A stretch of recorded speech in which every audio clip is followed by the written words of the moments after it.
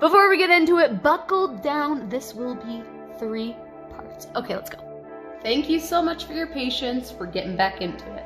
This is chapter 11, Dominus. Let's take a look at a Christian's weekly gathering, Sunday. Now, many claim that there is scriptural basis as to why we should be meeting on the first day of the week. They will cite these verses. We also have these verses telling us that Jesus rose on the first day of the week. So we have surplus of evidence showing that we should be gathering on Sunday, right? The Roman Catholic Church disagrees with you. Please pause to read what they have to say.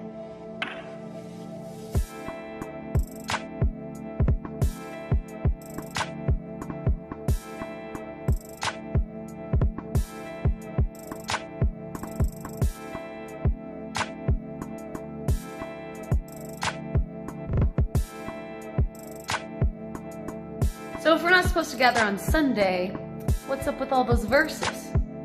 How can you say we are wise and the law of the Lord is with us? Look, the false pen of the scribe certainly works falsehood. It is worthy to note that almost every modern translation of the Bible that we have goes right back to the Vatican. The very first KJV was released in 1611. And during this time, the Holy Roman Empire was in full swing. And every European monarchy had Catholic priests as their officials.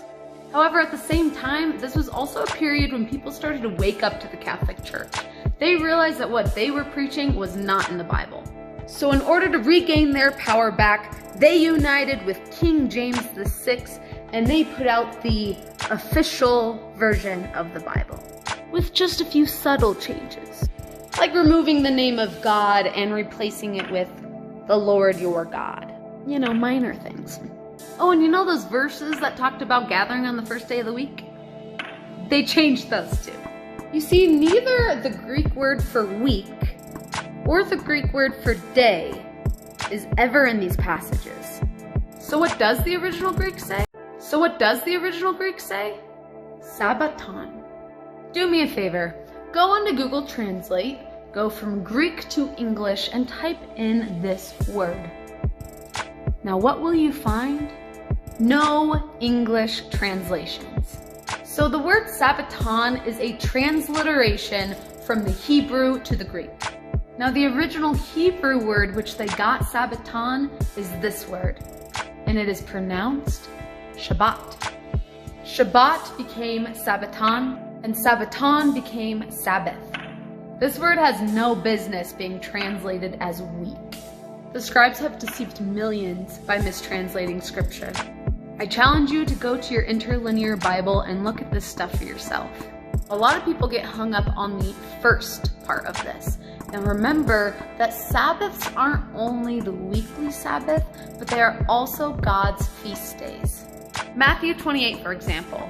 How could we have after the Sabbath, but also on the first of the Sabbath?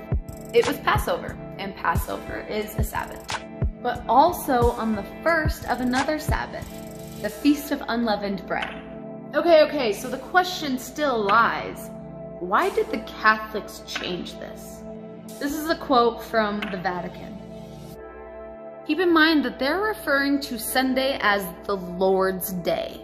And we already learned that they took out the name of God and replaced it with the Lord your God. They named the prayer that Christ prayed the Lord's Prayer. Communion is referred to as the Lord's Supper. So why replace everything with the Lord?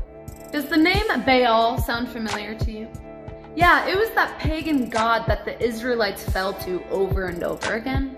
His name translates to the Lord. This lady's off her rockers. Look it up if you don't believe me. Here's a great quote from BibleStudyTools.com. So the sun god is Lord, and the Lord's day is Sunday. Yeah, that makes sense. Before we get into it, buckle down. This will be 3 parts. Final part of chapter 11, Dominus. I want to ask you a question. Do you know where the word church came from? Pause to read. So according to this website, the word church translates to the Lord's house. But this isn't just the one website that mentions this. So we took the word ecclesia, which means congregation, and replaced it with church, which derives from Circe, the pagan goddess, the daughter of the sun god. So some could argue that every time we refer to ourselves as the church, we are referring to ourselves as the house of Baal, or the daughter of the sun god who turns men into swine. You can't make this stuff up, people. The roots of pagan sun god worship are all throughout Christianity. Let's take a look at something called an obelisk. See, this is an obelisk. But if you put it on top of a church, it's a steeple. And why are steeples on so many churches? Do you know? What function does a steeple perform? It's purely cosmetic. And the origin of this decoration comes from, you guessed it, sun god worship. But my heart truly breaks because in spite of Sunday being dedicated to the pagan sun gods, the name of the day being associated with Baal in terms of the Lord's Day, the Roman Catholic Church openly agreeing with pagans that the sun is associated with their Christ, the Catholic Church mocking Protestants for keeping their changed Sabbath, there being no scriptural basis for us to keep Sunday as Sabbath, and many other issues, so many Christians who love God and want to honor Him are still keeping this false Sabbath. We gather together in the house of the Lord to honor the Lord, and there we observe the Lord's table and follow the pattern of the pagan Eucharist. We adorn our places of worship with obelisks and images of the sun, and people just think that's fine.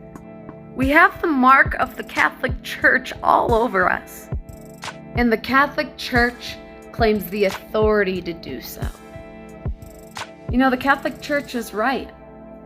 Christians have completely submitted to the Pope. This is the end of the age, people, and we're at the door. And God is choosing to wake His people out of idolatry.